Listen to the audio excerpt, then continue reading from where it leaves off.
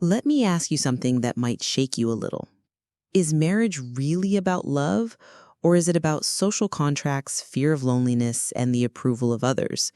We live in a world where divorce rates are climbing, where live-in relationships are normalized, where swiping right feels easier than saying, I do. So here's the real question. Is marriage still relevant in today's world, or is it just a tradition we're too scared to let go of? Before you answer, stay with me, because what I'm about to share may challenge everything you've been taught about love, loyalty, and commitment. And hey, before we dive deep, don't forget to hit that subscribe button if you're ready to question what society has wired into your brain. Drop a comment below with the word unlearn if you're open to breaking old patterns and rewriting your own truth about love and relationships. The ancient origins of marriage. To understand if marriage is still relevant, we need to go back. Long before fairy tales and diamond rings, marriage wasn't about love, it was about survival. Anthropologists remind us that marriage, in its earliest form, was an economic and political alliance. Families exchanged daughters, not for romance, but for land, wealth, and power. Plato once described love as the search for a missing half, a poetic notion that has shaped centuries of romantic ideals. But fast forward to Nietzsche, who warned that marriage often becomes a long conversation gone wrong, a clash of expectation and reality. So from the very beginning, marriage was never just about the heart. It was a contract, a system, a way to regulate society, which makes us wonder, if the foundation itself wasn't built on love, why do we still cling to it as the ultimate symbol of it? The shift in modern relationships. Now, here's where it gets interesting. In today's world, people are redefining commitment. We see couples choosing long-term partnerships without legal paperwork. Some choose open relationships. Others decide they don't need marriage at all to prove their loyalty. And yet, millions still dream of the big wedding, the white dress, the rituals. Why? Because society has wired into us that marriage equals legitimacy, that without it, your love is somehow incomplete. But tell me honestly, do you know couples who got married only to drift apart within a few years? And at the same time, do you know couples who never married, but stayed deeply connected, loyal, and fulfilled for decades? That contradiction right there is the heart of this debate. A real story, the broken illusion. Let me share a story. A woman I once knew got married because everyone told her it was time. She loved him, sure, but more than that, she was terrified of being the single one at family gatherings. The wedding was beautiful, Instagram-worthy, but within 2 years, cracks started to show. They wanted different lives, different dreams, but society told her marriage is forever. Fix it, endure it. She spent years battling resentment, trying to patch what was broken. Eventually, she realized she wasn't holding a marriage together. She was holding a mask. And when she finally left, people didn't ask if she was happier. They asked, what will people think? That's the power of tradition. Even when it doesn't serve us, we cling to it because we fear judgment more than we fear misery. Why we still romanticize marriage? Here's the paradox. We know marriages break. We know not every love story needs a wedding to be valid. And yet, the dream persists. Why? Because marriage represents certainty in an uncertain world. It's a box we check to tell ourselves, yes, I am chosen, I am secure, I am enough. Psychologists explain this as the status effect. Society places marriage on a pedestal, and so we equate it with worth. And marketing? Oh, marketing feeds this illusion. From movies to ads to songs, everything tells us one day someone will marry you, and that's when your story will be complete. But is that really completion or just conditioning? So, is marriage about love or about labels? Is it a sacred bond or a social performance? Now that we've questioned the fairy tale of marriage, let's look at the cracks in its foundation. For centuries, marriage wasn't really about love. It was about survival, property, bloodlines, and control. Love, the very thing we now associate with marriage, only entered the picture much later. And here's where it gets complicated. When you take an institution built on control and try to transform it into a sanctuary for love, you're bound to run into contradictions. That's why so many modern marriages feel strained. We're asking them to carry too much weight: romance, passion, financial partnership, child rearing, emotional security, social validation, and even spiritual connection. That's not a marriage. That's a superhuman expectation. No wonder people are breaking under it. We live in a time where personal freedom is valued more than ever. We switch jobs when we're unhappy. We move cities in search of growth. We reinvent ourselves constantly. Yet when it comes to marriage, we're still told, lock yourself in for life and never change. It's a contradiction we rarely address out loud, but silently, millions are living it. The personal costs of staying versus leaving. I once knew a couple who embodied this struggle. On paper, they were the perfect match. They had history, children, a house, everything people associate with a successful marriage. But under the surface, it was war. Silent dinners, broken trust, nights spent apart, though they slept in the same bed. Still, they stayed. Why? Not because of love, but because of fear. Fear of breaking the family apart. Fear of being judged. Fear of starting over at 40. And here's the sad irony. In staying to save the marriage, they lost themselves. Their story is not rare, it's everywhere. How many people do you think are smiling in photographs but silently screaming inside their homes? This is the uncomfortable truth. Sometimes marriage is less about love and more about endurance. The philosophical lens. Philosophers have long warned us about this trap. Kierkegaard wrote that marriage can feel like despair when it's entered without authenticity, when it's chosen because society demands it, not because the individual truly wants it. Simone de Beauvoir argued that marriage historically reduced women to roles, wives, mothers, caretakers, while stripping them of individuality. Even today, many women still feel this quiet pressure. And Erich Fromm reminded us that love is not a permanent possession, but an active practice. When marriage becomes about ownership, you are mine forever, it kills the very love it was meant to protect. So, is it any surprise that divorce rates are climbing, or that so many people are quietly opting out of marriage altogether? The question of forgiveness and betrayal. And then there's betrayal, the shadow that haunts marriages everywhere. When cheating happens, it's often seen as the ultimate sin, the breaking of vows, the end of trust. And yes, it can destroy relationships. But here's the complicated part. Sometimes people stay. Sometimes they forgive. But forgiveness doesn't always heal.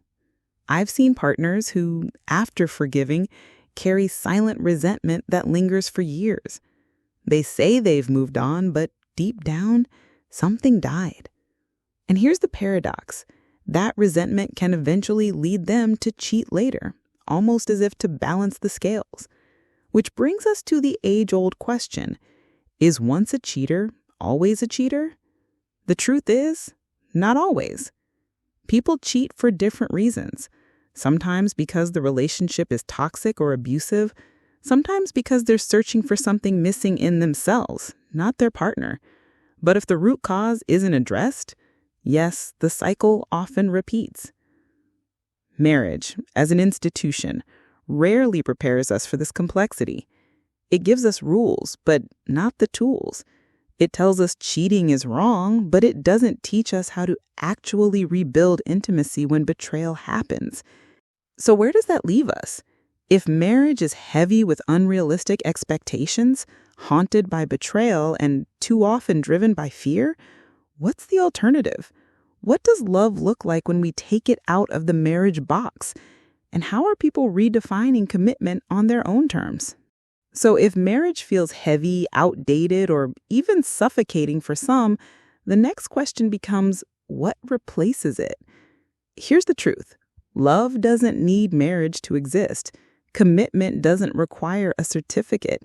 And intimacy doesn't need society's approval to feel real. We're living in a time where people are experimenting with new ways of building relationships. Some are choosing lifelong partnerships without marriage. Some are embracing co-parenting without being romantic partners. Others are exploring open relationships or polyamory.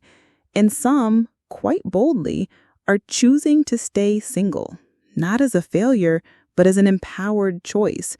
These paths may sound unconventional, even controversial, but so was the idea of marrying for love a few centuries ago. What's radical today may be normal tomorrow. Real life story: walking away to build peace. I remember a woman who chose to walk away after years in a deeply unhappy marriage. She wasn't abused, she wasn't betrayed. She simply realized she had outgrown the life she was living. For years, people told her to adjust, to sacrifice, to stay for the children. But deep down, she knew that staying would kill her spirit slowly. So she left. Not for another man, not for drama, but for peace. And here's what's beautiful. Walking away didn't break her. It built her. She went back to school, built a career, traveled the world, and raised her children with more joy than she ever could inside that marriage. Her story is proof that sometimes choosing yourself doesn't mean failure. It means freedom. Philosophical insights. Philosophers have long questioned whether marriage is essential to human happiness. Nietzsche mocked the institution of marriage by asking, when you look at someone, can you imagine talking with them for the next 30 years? Because everything else fades. Beauty, passion, novelty, but conversation lasts. His point: don't marry for the surface. Marry, if you must, for the depth. Alain de Botton, a modern philosopher, argues that many of us enter marriage with a romantic fantasy, expecting perfection. But real love, he says, is messy, imperfect, and often painful. When we demand fairy tale marriages, we set ourselves up for disillusionment. Bell Hooks reminded us that love is not about domination, ownership, or control. It's about mutual growth. And when marriage becomes a cage instead of a garden, it stops being love at all. Maybe the problem isn't love itself. Maybe the problem is the container we've put it in. The generational divide. And here's something important. Today's youngsters are not rejecting love. They're rejecting the idea that love must equal marriage. Look around. Fewer young people are marrying, more are living together without tying the knot, and many openly say they don't see marriage as the ultimate goal. Why? Because they've seen their parents' divorces. They've seen marriages full of silent suffering. They've seen women lose themselves, men crack under pressure, and children grow up in houses where the parents stayed together, but the love was long gone.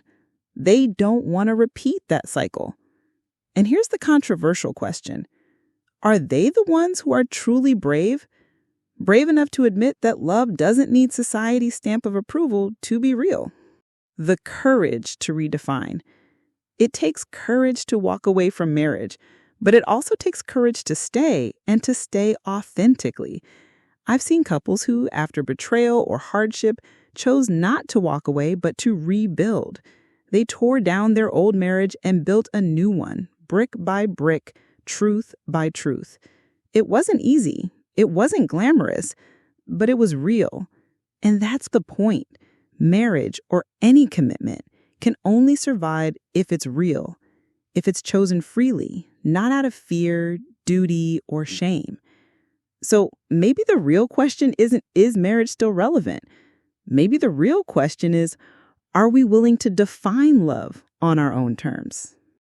Which brings us to the final, most important part. If marriage isn't for everyone, if love is bigger than tradition, then how do we build relationships that last? How do we create bonds that are free, but still deeply rooted in trust, passion, and growth? Here's the truth that many people avoid saying out loud. Marriage is neither the villain nor the hero. It's simply a structure, a frame. What matters is what you build inside that frame, or outside of it. So let's talk solutions, because at the end of the day, whether you marry or not, all of us crave the same things: love, intimacy, understanding, respect, and growth. But how do we build that in today's world? Solution 1, redefine commitment. Commitment isn't about rings or contracts. It's about consistency. It's about showing up, not once, not just during the honeymoon phase, but every day in big ways and small. If you marry, let marriage be an expression of your love, not a replacement for it. If you don't marry, let your actions prove your devotion. Loyalty isn't about paperwork. It's about presence. Solution 2, heal before you build. Too many people drag old wounds into new relationships. They think marriage or a new partner will heal what childhood, past lovers, or self-doubt broke. But marriage isn't therapy. A partner can support you, yes, but they cannot fix what you refuse to face. Heal yourself first, then build together. Solution 3, choose growth over tradition. Ask yourself, are you marrying because you want to or because you feel you have to? Pressure from family, society, or age should never decide your future. And if you do marry, choose someone who wants to grow with you emotionally, spiritually, mentally, because growth is the one guarantee of life. If your partner fears change, you'll both suffocate. If they embrace it, you'll both thrive. Solution 4, honesty over fantasy. One of the most radical acts in love is honesty. We live in a world where people are scared to admit what they really need. Some crave lifelong exclusivity. Others crave freedom. Some want children, others don't. Why do so many marriages collapse? Because those truths come out after the vows. Say it early. Say it boldly. If your truth scares someone away, good. That's one heartbreak saved, not lost. Solution 5, community beyond coupledom. We romanticize marriage as if one partner must be everything. Lover, best friend, therapist, co-parent, adventure buddy, financial planner. That's too much weight for one human being.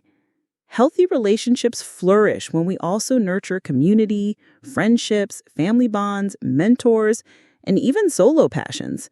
A partner should add to your life, not replace your entire world. Whether you marry or not, don't abandon your identity. Don't give up your village. Closing reflections. So, is marriage still relevant? Yes and no. It's relevant for those who choose it consciously, who enter it with clarity, healing, and courage. It's irrelevant for those who enter it blindly because society told them they must. Marriage, at its best, is not about cages or chains. It's about wings. It should give you the freedom to fly higher, not clip you down. And if marriage cannot do that for you, then maybe love without marriage is the braver choice. At the end of the day, the question isn't if marriage is relevant. The real question is, are you willing to build love that is authentic, whether inside or outside that institution? If this conversation stirred something in you, I want to hear from you. Do you think marriage is still relevant today? Or do you believe love can thrive without it? Drop your thoughts in the comments below. Let's make this a real conversation, not just a video. And if you're ready to challenge old beliefs and embrace new ways of loving, comment the word freedom down below so I know you're part of this movement. And don't forget, hit subscribe for more raw, powerful, and thought-provoking videos just like this one. Your support keeps this channel alive, and together, we're not just asking questions, we're rewriting the answers.